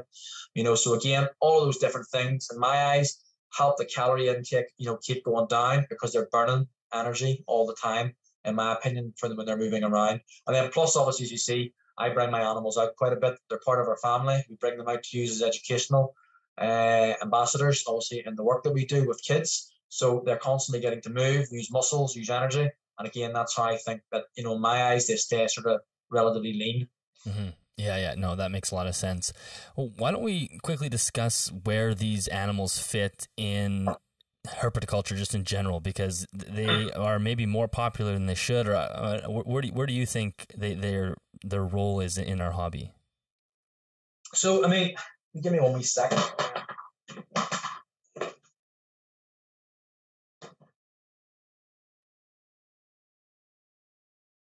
So here is a baby pied, obviously. This is one that came by my friend. Obviously, as you can see, they're a little bit bitey still at this size. This one here is born about out of the egg about 3 weeks ago. At this size here, obviously, very manageable, but even still, as a fresh newborn, you're looking at maybe, 18 inches, 19 inches long. This size here, very manageable, very easy. Doesn't take a great deal to obviously keep them at this size. This animal here quite easily, and I'll probably document this one as I'm going along. This animal here will obviously continue to grow, and they can grow obviously quite quickly. This is obviously a male. Another misconception is that males don't get big. I have a male there that is 17.5 feet long. So they can get big. I obviously have several males. I have another male pied that I keep, and he has grown in 1.5 years. He has probably grown nearly 6 foot. He's now 11 foot pretty much. And the males, what I think, are quite strong. They're quite athletic. They're quite powerful. I think people keep them smaller because it's the misconception that males don't grow that big. But back to your point, obviously, is, you can get an animal like this size. Reticulated pythons obviously are very, very, very commonly kept now. There is a lot of them. This obviously one here is a little tiger pied that's het albino. Looks really pretty. It's hard to see in this light, but when you look at it in natural light, it's absolutely stunning looking. At this size here, anybody can pick this up. You can walk into a pet shop, get something like this. You can buy it at a breeder's market very easily. It's the commitment after that is where people then struggle. Everybody wants a reticulated python until they don't. And that comes when this animal is getting bigger. They have a high reactive food response, the majority of them. The hook becomes your best friend to get the feeding response normally broke. We've all seen the videos online where, there was one going around, I think last year or towards the year before, where a female was taking one out of an open top glass tank. And, the good thing was everybody, reptile keeper or not, could see what was going to happen in that instance. And that lady got grabbed and got wrapped. An animal that size, 10 or 11 feet, yeah, it's still going to deliver, a nasty-ish bite. Are you going to die from it? No. It wrapped around her arm. Is she going to die from that? No. Likewise, though, if that animal wraps around your neck, it could be a bit of a different story. But, the problem comes with these animals when they start to get big. People are going to say they want to keep them their entire lives. When they get big, it can be a different story. Feeding that animal, it can be costly for people. We're quite lucky, as in our food mostly comes for free because we get our farmers and gamekeepers, and we get large food items like that, so it doesn't really cost us that way. Again, you're looking at the animal starts to get bigger, you're going to have to jump up enclosure. And again, people then, as you can see, obviously within the hobby, some people don't want to go beyond 8 or 10 foot long bibs. Some people have reticulated pythons where they want to get them as big as they can and as quick as they can. And again, those animals, as you've already mentioned, they can spend their lives in small bibs where they can't really turn around, they can't climb, they become obese, and they either, you don't see many people that are keeping reticulated pythons that are, quite an old animal. Steve Dawson there, who obviously is a very big person in the reticulated python keeping world, he has been doing it a long time. He's very knowledgeable. He's always kept in walk enclosures himself. He has some amazing reticulated pythons there that he's had over the years that have lived to be, quite an age. I think his oldest one maybe lived just over 30 years old. But, you could ask yourself, how many reticulated pythons do you see online that are 15, 20 years old? The two oldest snakes that I have would be Lord P, my biggest male, and he is now 12 here, so he is. And the next one after that would be Summer, my lavender tiger that I acquired off a nice guy there in England, and he's had her from she was young, and she is coming 11 this year. And they're my two oldest animals, and my plan will be that hopefully that I'll be able to keep those animals going, and I would like to see those animals hit 20 years plus, all being well, and I'm hoping they will. There is obviously talk about sometimes the genetics in them to do with the morphs and stuff can lower their life expectancy as opposed to your normal colours that aren't diluted. But it's one of them things, I don't know if there's been enough research done on it. But again, they can be a long-lived animal. They're an animal that gets big very quickly. Not everybody can care for them when they reach their adult size. Removing an animal like this here out, obviously, I haven't begun tap training or anything with this. That animal bit me there, so I put my hand in. Is it going to hurt me? No, it's just a few pinpricks. That's it. Quickly that animal realised once it's out now, it's obviously quite chilled. I mean, we do a lot of work with our animals where we put our hands over their head. We try and desensitize them to touch certain parts of their bodies. So if you get an animal that's quite well balanced, would I ever say that they're tame? I would never say that any animal that's not domesticated is tame. I would just say that they're tolerant. If you work with them long enough and you do certain things with them, they can become quite well desensitized to obviously certain aspects of keeping. But as I say, do they belong for everybody? It wouldn't be for me to say that somebody should or shouldn't keep them. Personally speaking, do I think that every person should be able to walk in freely and get one and end up with a snake that's going to be 12, 14, 15, 16 foot plus? I personally don't think so, but that's my opinion, and that's purely because it's not to stop people from keeping things. I think if people are going to keep animals of that sizes, that they should be able at that point then to look after that animal throughout its life expectancy. Not that animal should be passed on to people like Joe and Jez over in the UK here, who run the Midland Giant Snake Rescue. And I mean, their rescue is testament itself, the amount of, giant species that they get in over the last number of years, the amount of ones that have been surrendered because people's circumstances have changed, or people have realized, what, reticulated pythons, certain sizes are for me, but as they get bigger, it's not. And again, they are an animal that, as you will see mentioned a lot, as people will say, I would love this animal. I love the colours. I love the snake, but I don't have the space. And again, that's what it boils down to is space, time, money, effort, and commitment to the species and enjoyment to actually keep seeing that animal through each stage of its life. All the reticulated pythons that I have, I haven't let anyone go. I don't plan to. We love ours. Our family, we are very much a family-oriented family when it comes to our animals. And, it's one of them things. It's a way of life and it's a passion as such, and that for us is what we get out of the enjoyment. It's not as if we're trying to be, oh, look at us, how cool we are, we've got these giant snakes. If that was the case, that would only last for a certain amount of time, and then you get fed up. I mean, as you heard me saying, it takes 4 hours to empty and refill a pond on a good day. Yeah. And then not to mention lifting shed skin, poo, feeding. When you're feeding some of the giants, feeding something like this here, isn't going to take very long, done in a matter of minutes. Feeding some of the giants when they're taking big meals, you could be feeding some of the giants maybe for 5 hours, back and forward, checking on them. Obviously, they're separated from each other at feeding time, but you're back and forward, checking on them. You are then offering them other food if they want it, different things like that. So it's a lot more time consuming. But as I say, should everybody in the hobby have them? My opinion is if they can care for them. If it's somebody that wants it for a quick fix or a quick new animal to have, I think they should look at something else. I don't think it's fair. Are we breeding them to the point now where they're becoming near enough like royals? I think we're heading that way, and I think we're sort of going to have to at some point, try and, what would you say, govern ourselves or, regulate ourselves, to try and look at the amount that we're producing, and if the demand that's there can actually sustain, keeping them long term. Yeah, no, I think that's really, really well said. I mean, of course, there are people who are capable of doing it like yourself, but that passion has to be there. You have to have a passion to want to create a walk-in building or convert your spare bedroom to an entire enclosure and whatnot. And I'm probably going to be going to an expo, I think, later this weekend, and I'm sure I'm going to see small retics in little deli cups, and I think nobody here should probably be buying those, because most people aren't going to go and to the effort that you have gone to make sure that these animals do have large homes and space. I mean, it's nice that there's like super dwarf bloodlines coming in with smaller animals, but for these huge animals, like you said, it is so much work. And I think you said it perfectly with people want a retic until they don't want one anymore, because as soon as you get to that point, that threshold where it is so much work just to maintain it, it's no longer feasible for most people. Yeah, no, that's exactly right.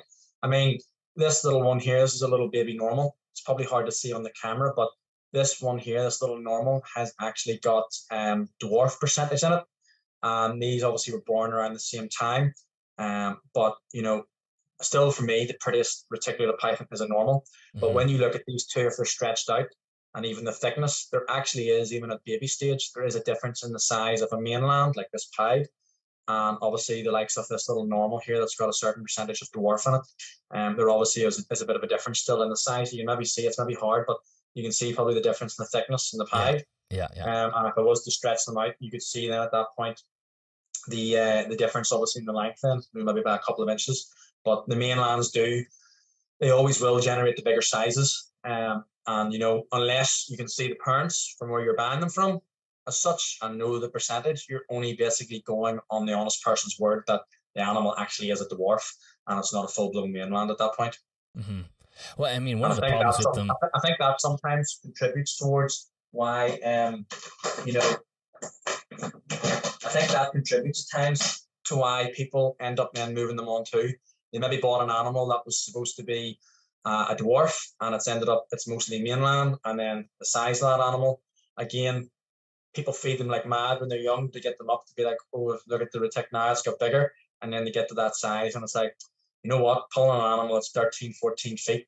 You know, you see people online talking about, how do I get my reticulated python that's 12 foot, 13 foot? It's being a bit defensive inside the viv. How do I get it out? It's, you know, becoming more difficult to work with. You know, relatively speaking, you know, for people that are keeping bigger specimens, that is a small animal. And, you know, for removing an animal that size from a viv, if that's, you know, proven problematic for you, you know, a viv is quite an easy thing to remove a reticulated python from. It's a box, effectively, and most vivs aren't decorated with loads of cage furniture, which means there's very little for that animal to grip onto. You know, removing a reticulated python from a walk-in enclosure or a bigger enclosure that, you know, is a bigger animal, that's obviously a lot more difficult. You know, so I'm sure you've seen yourself with the posts. There's always posts about how do I make my animal more friendly? How do I make it more this? They are what they are. You know, they're an intelligent snake. Sometimes when you're watching them, you might think so, but they are an intelligent species of snake. They're a wonderful species of snake, but, you know, are they for everyone? I don't think so. You know, should they be banned? You know, I would say no. It's the wrong thing to do, and I don't think it's the right thing to do either. I think it'll make it worse. Things will go underground. Should there be license and permits for them? Again, it's a hard aspect to ask, because who is going to, you know, police that? Who's going to check it? Who's going to introduce legislation for it? If you start asking for licensing and permits, you will find, obviously, like in the States, that becomes too problematic. You know, the governing bodies decide, don't really like this. It's there's too much time and effort on our part. You know what? We'll just ban them. It's a lot easier. Yeah, it's a quicker solution. And, you know, that would be a shame to see, you know, a species like this that is remarkable. And it's not just because I keep them, you know, being banned and being removed from the hobby. I would say that about any animal that's kept privately. You know, if someone said to me, any animal, would you ban it from the hobby? I would always say, no, I would never ban it, but I would look at ways, especially within ourselves, to regulate it and try and do it better. You know, people, if they actually work together, and you have people that are maybe looking to get into retics, I think it's always a great thing if you can find somebody that keeps them, and if that person is willing and open and honest enough to let you come to their house or to meet up with them, where you can get a chance to handle things at this size and then handle things that are much bigger. Look at removing animals from enclosures, look at feeding animals, that sort of thing. And, you know, that'll give you more of an understanding from the very start. You know, is this animal for me? Yeah. Effectively. Yeah. I think that's exactly what needs to happen. And I think another thing too that would help is people like yourself producing content. Like you post lots of pictures on Facebook, and you know, hopefully one day you get into doing YouTube, and that would allow people to see, oh, okay, this is what it takes to actually keep an animal like this. For example, I love sulcata tortoises. I think they're incredible, but when I see them being kept properly, I don't want one, because I know there'd be just absolutely no way for me to be able to do that ethically. I just know I could never have that large of a tortoise, especially being in Canada. You know, we only have summer for 2 months. So it's just not possible. So, you know, when you see people doing it properly, it sort of tempers that want to have that animal, because you see how much work goes into it, and you go, okay, I'm not actually interested in doing, you know, building a shed in my backyard and having a $1,000 electrical bill. I can look at pictures and maybe go visit them at these places, but I certainly don't want to care for them. And I think that will help, hopefully, temper some of that, people just going out and impulse buying them. Yeah, no, I agree. Yeah, definitely. So let's talk a little bit about your business, the Jurassic Ark Encounters. You'd mentioned it earlier. Is that something, like, is your property open for people to walk through, or is that all private and you just do out of your home business? So the way ours works is, so we hold, I'm not sure obviously over where you are yourself and stuff, but over here we hold what's called a zoological establishment license over here in Ireland, which in the UK mainland, over in England and stuff, would be referred to as an AAL, an Animals Activities License. The Zoological Establishment License then legally permits us to bring out animals and exhibit and display them to the public, you know, for educational purposes, such as your schools, your youth groups and stuff in the evenings, you know, care homes, birthday parties, you know, all that sort of array of public exhibition. The likes of your main zoo license would cover, obviously, if you had a main zoo license, that would be the aspect that you're on about, where people actually come to you to visit you, you know, at a permanent place. So what we do basically is we use obviously reptiles, and we don't mix mammals. We have a strict thing where we don't mix mammals at all in with our animal encounters, because for me, with the animals that we bring out, it's too much of a recipe for disaster to mix the scent of prey around, especially young kids, and then have obviously animals coming out that are obviously predators. Then effectively, it's not a fair scenario to put the animal in, and it's not obviously a professional aspect to obviously have kids in that scenario either. So we just stick solely to reptiles and obviously some invertebrates. That's what we bring out. We're the only people in the north of Ireland here, or Northern Ireland, as you'll hear it referred to as, because it's part of the UK. And we're the only people over here that are permitted to bring out the giant species of reptiles. So we're the only ones that are allowed to bring out reticulated pythons, giant sulcata tortoises, giant monitor lizards. And to do that, we are inspected every year by a team. So we have several vets that come out to inspect us, along with an inspecting officer.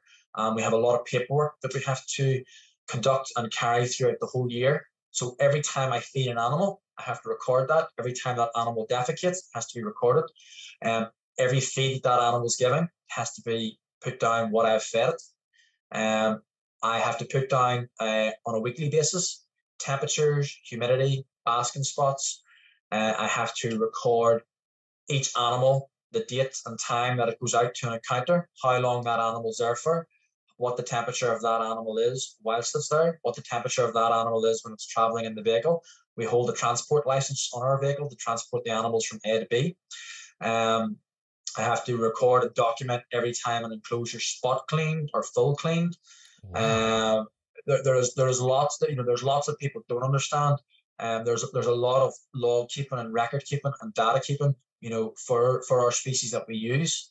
There's obviously health records then for when the animal's been sick. If it's been sick, what did you do? What veterinarian treated it? What was prescribed? How long the illness went on for? Did it get worse? Did it get better?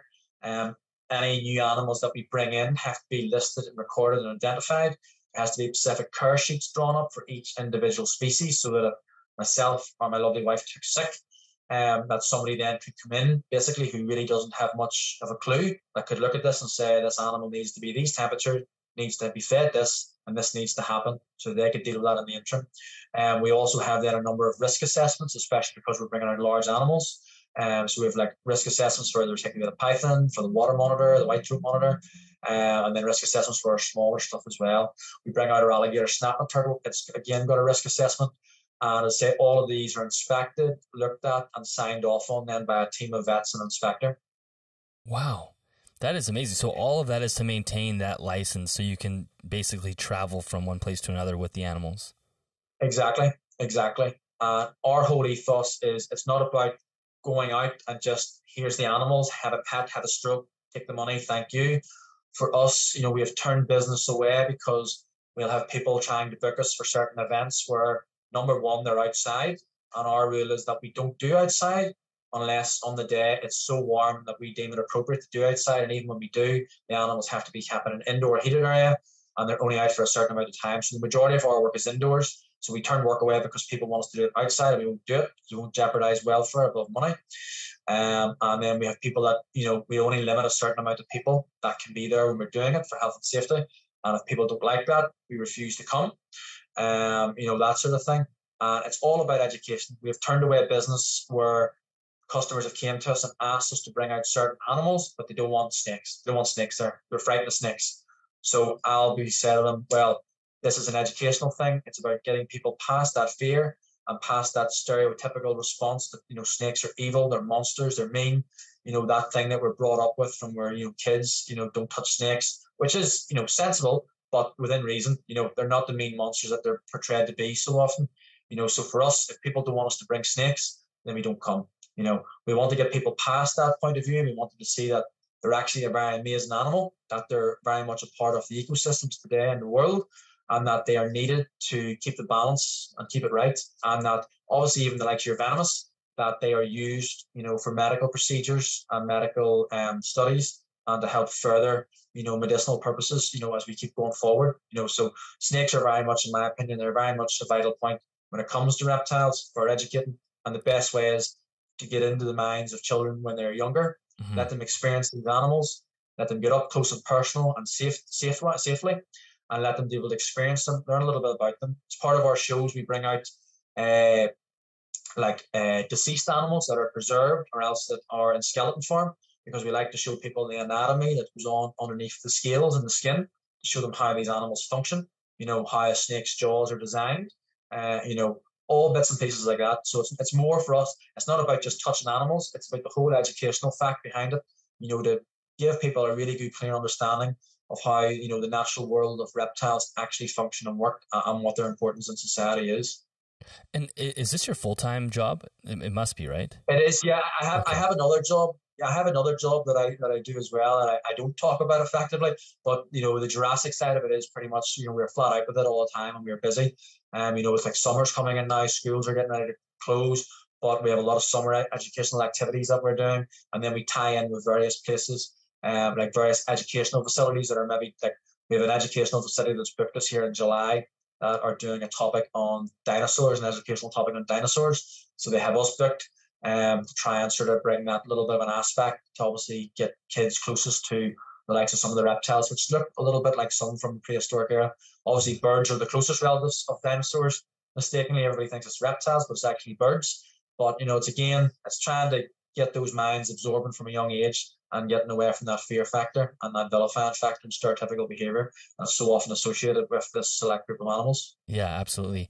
And how did the primates get folded into, because like you said, they're not part of the tours, you don't bring them along, but you have capuchin monkeys and you have ring-tailed lemurs. How does somebody even go about getting those? So those animals, so they're not part of our business. Those animals don't come out at all. Those animals basically some of them have came from, maybe like home rescue scenarios where they've been kept as the, stereotypical primate pet. And then people obviously realize, these animals aren't pets. They never will be pets. The cute, cuddly monkey factor will only last so long. A bit like the I want a retic until I don't want it. It's the same sometimes with a primate, and they get passed pillar to post. So some of the animals that have come to live with us, one of them lived in a bird cage in a house, a full-blown male capuchin monkey. And, that animal was just, basically the person meant well, thought she could have it as like a surrogate child, but that animal was obviously highly dangerous, didn't want to be petted, didn't want to be touched. We ended up with him. He was here. He lived with us, I think, for about 7 years, and then he passed away. I think he was around 35 years old at that point. Wow. Had one of our capuchin monkeys had a baby called Marcel. We call him obviously after the Friends monkey, one of the most famous ones. but we had to hand rear him because his mother rejected him. And we obviously then at that point wanted to document, which we did on our Facebook page. We documented taking that monkey from infancy right off because mum wouldn't take it back at all. The animal was going to die. So we hand reared that animal right from infancy for just over 8 months between my wife, myself, and her late mother, who was very good at helping out, who would have took the monkey down to her house whenever we were working to bottle feed it, to socialize with it, stuff like that. And we took that animal through the first 8 months of its life in a domestic setting without trying to, make it humanized. And then what we did was we introduced that animal back into its troop. So we called it Marcel, and we documented it as from, teat to troop, to show that these animals, they don't need to be raised like people. They don't need to be kept for that purpose, and they always should belong with their family. And are both examples of the primates, both the capuchins and the ring-tailed lemurs, are those in walk-in sheds as well? Is that what you have them in? Yes. So they are in walk-in. They've got walk-in indoors, but then they have big walk-in outdoor areas. So the capuchin enclosure there is around about the 13.5-foot tall mark. Again, if I had more space and if I had an area, I would have it bigger. My dream goal would be to have an area with trees that I could build a perimeter fence around, that they have the full exploration of the trees. That would be my dream. Whether that ever happens or not, I couldn't honestly say. My main point with the primates has always been to show that they're not pets, that they're highly intelligent, sophisticated animals with their own social hierarchies, that we as people will never be able to fill that void. You might get one as a baby, which has been pulled off its parents' back really cruelly, to be raised and to be adopted like a surrogate child in that family. That animal, when it hits maturity, becomes so confused about what it is. They lash out, they bite, and capuchins can inflict a very, very serious bite. Their canines can punch you right through a hand. They could hit an artery, they hit a vein. They could do a lot of damage, a lot of nerve damage in a very short space of a couple of seconds. So that's why they are classed as a dangerous wild animal. They're on a Category 1 list in a zoo. But they are the most popular primate throughout the whole of the world that everybody would like to have as a pet monkey. But again, their best aspect is just to let them be what they are, be a monkey, and be with their family troop, and just do what they were born to do, which is to have their own squabbles, explore, and move around and socialize with their own family, as opposed to us trying to forcefully do or make them do what we want them to do effectively. That's where it goes wrong. So the animals that I have came from sort of circumstance. A couple of my lemurs came from a 6x6x6 foot pen where they were kept for years. Ring-tailed lemurs, lovely big long black and white tails. You see them in the wild, you see them in zoos, famous for jumping right up into the air, big leaps, walking along with the tail held high, like they would in Madagascar, where they can identify each other through the tops of the grass. Kept in a very small pen. When they came to me, they actually were afraid to jump. They actually climbed everything to move. They couldn't jump. Took probably near a year before they realized they could be back to being what they were, a lemur. And they're still living happily here with me 7 years later. The mom actually had a baby. The mother actually had a baby there a couple of months back, wee Annie, and baby with the parents doing what it should be, learning to be a lemur, learning to be a primate. And that's the best advice that I could give anybody that wants primates, is to think long and hard, not only what you're doing to yourself, more importantly, what you're actually doing to the animal. Your actions and what you want to perceive and what you want to force onto that animal will greatly affect that animal's mental and physical welfare as it goes along in life, and quite badly. And they're one of those animals that, because of their capacity to understand and learn, when their mental state is affected, it affects them for quite a long time. And sometimes they will never get rid of, the mental scars effectively. You will see certain monkeys that walk, and they'll walk so far and they'll do like a head bob. And that's basically because that has become imprinted onto them in a small enclosure where they walk to one end and they go like that to turn. So you'll see them in big enclosures walking around, and they'll do this random head bob. And that's because of a small confinement in an enclosure. And that's it's very hard to get that out of them. I have two there because of their small enclosure that still do it a wee bit, before they came to me effectively. So how much work is it for you to care for them? It's a fair. You're trying to keep them mentally and physically stimulated. So you're trying to change their enclosure up all the time. You're trying to as well. You're trying to obviously provide puzzle feeders and different ways for them to feed. You're trying to do. Everybody thinks monkeys like fruit. Fruit's actually in itself, lots of fruit is bad for them. Natural fruits in the wild are actually more starchy, like our vegetables. Our fruit in captivity is pumped full of sugars to preserve it. So it can end up giving monkeys diabetes, believe it or not. So most of their diet is vegetables with a little bit of fruit and seed, like lots of seed mixtures, so that they can go along and use the dexterity in the hands to get the seeds for grazing and stuff like that. Because primates in the wild will predominantly spend their day, obviously, moving, looking for food. Capuchins are fantastic. I mean, their brain to body size ratio is the largest brain to body size ratio in any primate. It's actually bigger than that of a chimps when you compare it to the size of the ratio of the body. They can use tools. They are seen in the wild using like bits of like stone and anvils to basically bang on top of the nuts to get the shells open.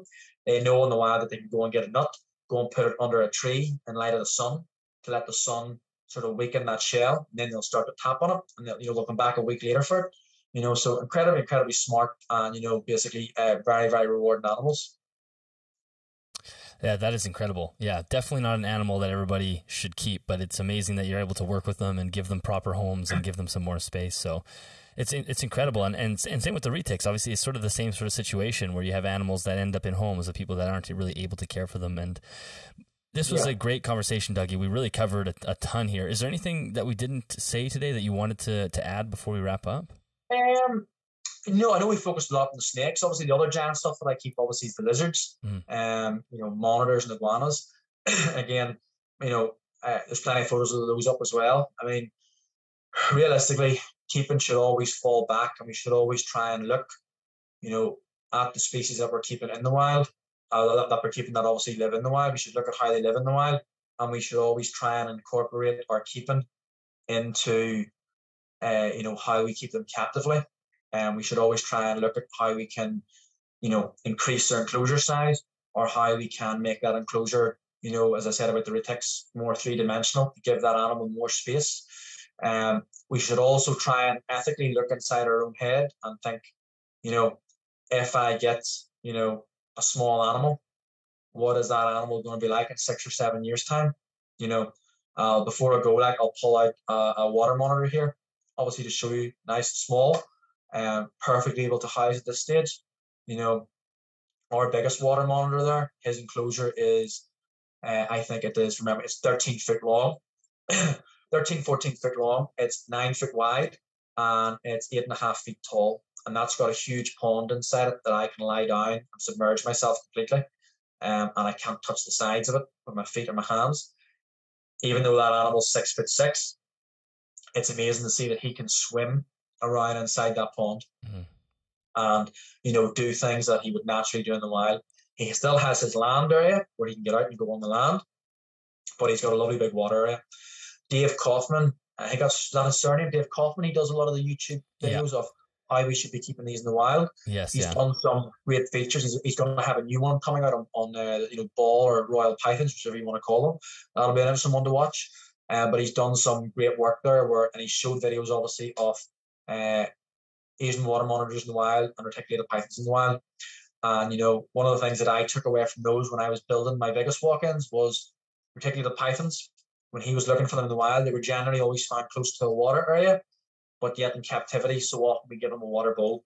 Right. When I give mine walk-in enclosures, they will spend 75-80% of their time in the water. So they will. They will choose to stay there more. They will still come out on land and sit in the branches, but they like to stay. They like to spend a lot of time in the water, more than what you would actually see if you give them a small viv with a water bowl. Asian water monitors, obviously water monitor, it's in the name, but again, so often when people are keeping them, they give them areas just to soak, just that they can get their body into. I give mine ponds, even the young ones that I'm going to get out here, you'll see, they have an area in their enclosures at the minute. They obviously live in vivariums because they're small, but they have an area that they can go into the water and that they can swim. They can get their tail, the whole tail, everything in.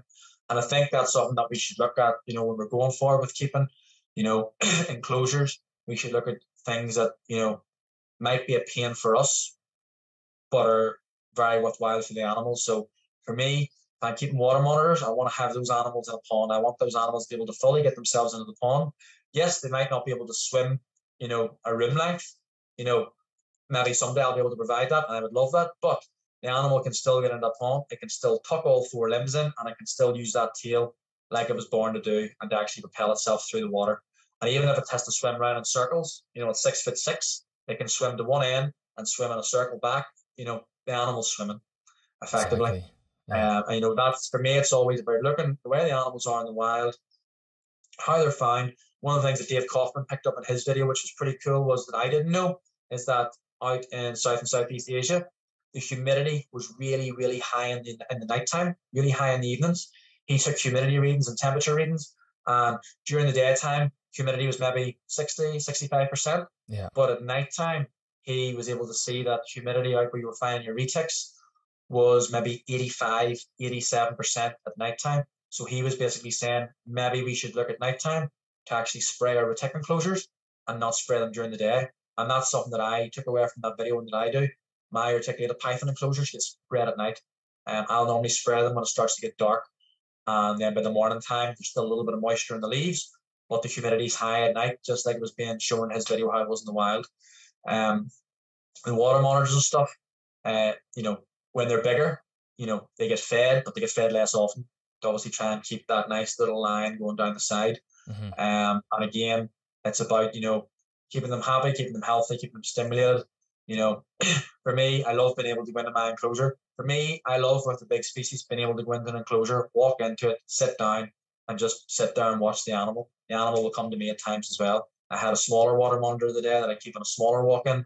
I went into it, and while I was busy spraying and doing bits and pieces, came down off the top branch. The top branch is maybe 6.5 feet in the air for that enclosure.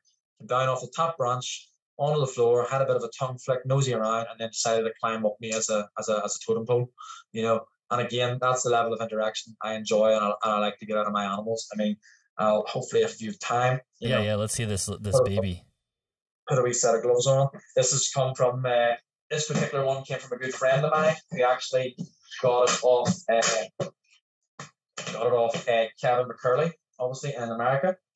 So I have it, but this little one here, obviously, as you can see, it's still a little juvenile, but when you work with them, they can be incredibly tame. They can be, well, not tame as I would say, they can be incredibly tolerant.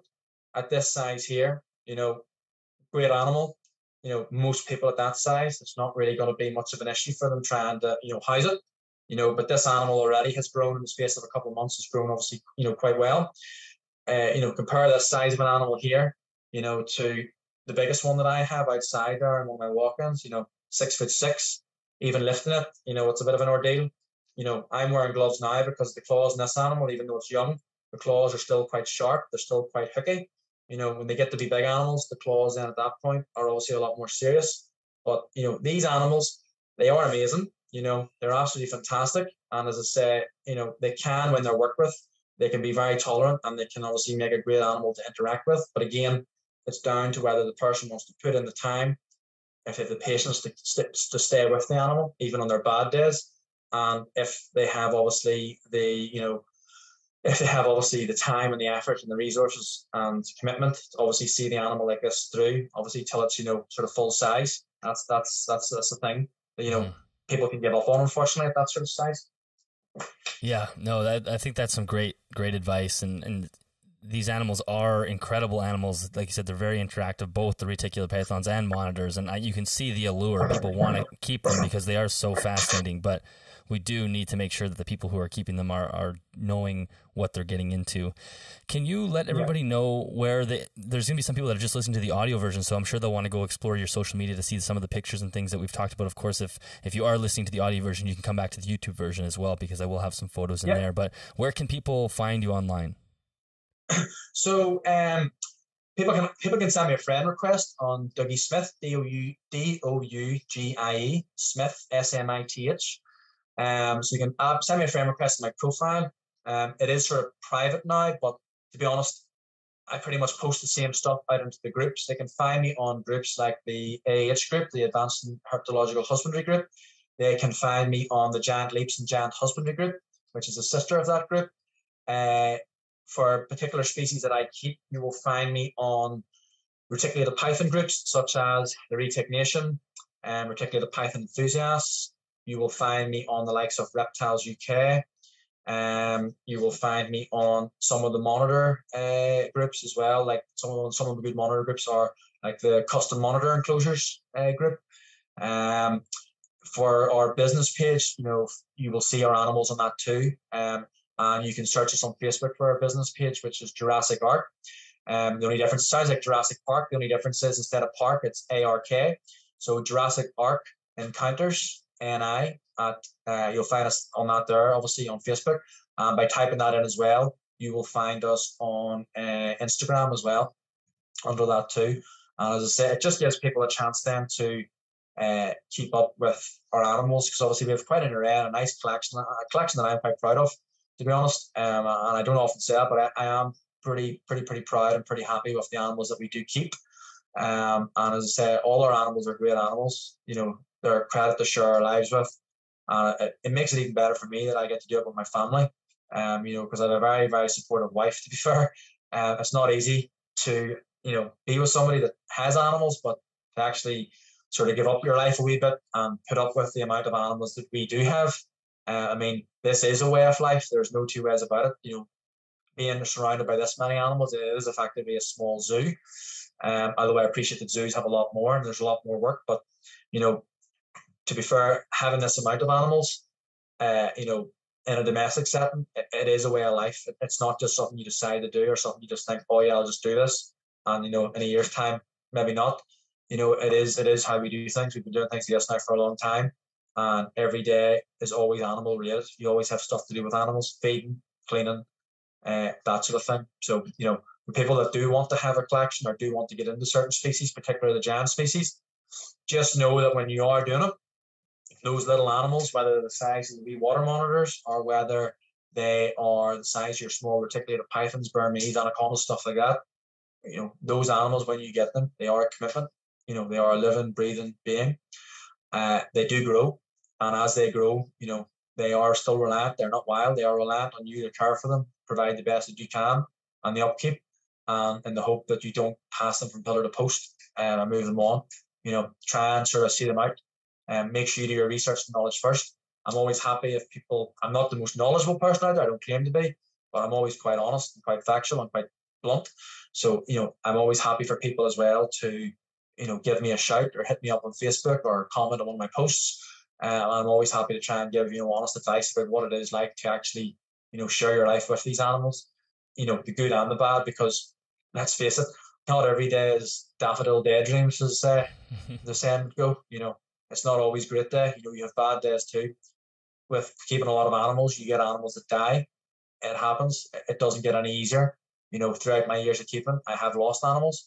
Never to negligence or never to anything bad. Obviously, I do a lot of cohabs. I've never lost an animal, thankfully, ever in a cohab. I always research my cohabs. People may not always agree with them. People were a wee bit skeptical about an alligator snapping turtle in with a water monitor. I done my own research on it. I researched enough that I was happy and confident. Those animals are together now 2 months. Not one issue being displayed between them whatsoever. So in this, I would always say to people, as you're moving forward in this hobby, a couple of things: share, educate, and inspire with your colleagues and your peers. Don't hold anything back. Share the good times and the bad times, and the good information and the bad information. Try and educate others a little bit on what works for you and what you find hasn't worked. Get out there.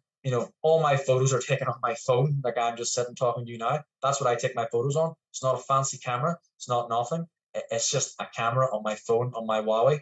That's it. So get out there, take pictures of your animals. Show your animals off in a good light. When you're taking pictures of them, don't take a picture of an animal that's cramped in a viv and the viv looks an absolute mess. That image is going out into social media. That image is being seen by X amount of people. It's also being seen by people that don't want us to keep these animals. If we show animals in a bad light, how we keep them, all we're doing is basically reaping what we sow. When people then start to give positive lists or ban animals because we look like idiots and we can't keep them right. Many good private keepers out there. Be happy, be proud of what you do, and share the animals in a good positive light, and help each other, and don't put ourselves up on pedestals. We're all equal to each other. I am no better than anybody else. I'm no better than you. I have nice enclosures. I'm proud of them. Likewise, others could do exactly the same, and others could do better. Mm-hmm. Yeah, I can do better. That is really, really well said. Great advice. And like you said, it is a lifelong commitment, and I think you've highlighted that perfectly. And this was a great conversation. I think there's a ton of information here for people, and I think there's a lot for people to learn from just how you keep. I love the way you keep, and I can't wait to kind of see it evolve, and hopefully we can get you on YouTube at some point too, so people can see that grow as you go through it. So Dougie, thank you for doing the episode of the podcast. So we'll have to have you back on again at some point in the future. Thank you very much. Brilliant. Thanks again. All right, that is the end of that episode. Dougie, thank you so much for stopping by and sharing all of your valuable information. Like I said through the intro, it's always questionable whether or not these types of species, these giant species, should be as available as they are in the hobby. And I think having someone like yourself out there showing how to do it properly is so beneficial. As I said throughout the episode, it's beneficial for someone that actually wants to get into it because they know they have a great example to follow.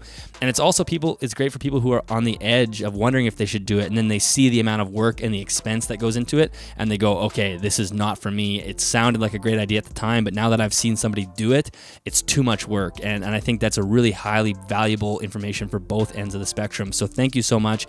If you're looking for more information on Dougie's work, make sure you check out the show notes. I have links to all his pages there, the Facebook pages, as well as his Instagram page. Thank you to everyone who is supporting me through Patreon at patreon.com/animalsathome. If you want to join us, you can do that there. Thank you so much to Custom Reptile Habitats for sponsoring this episode of the podcast. As always, affiliate links are in the show notes and the YouTube description.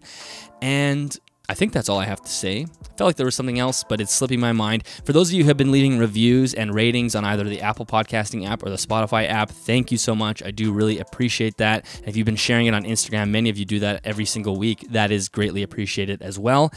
And I will catch you guys next week.